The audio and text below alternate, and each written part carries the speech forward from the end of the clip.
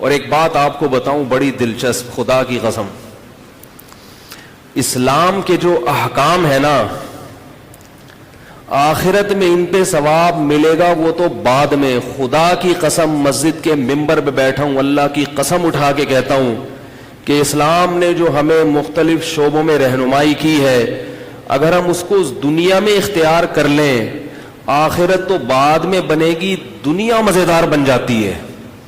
ये चीजें गोरों के पास होती, खुदा की कसम खुशी से मर जाते,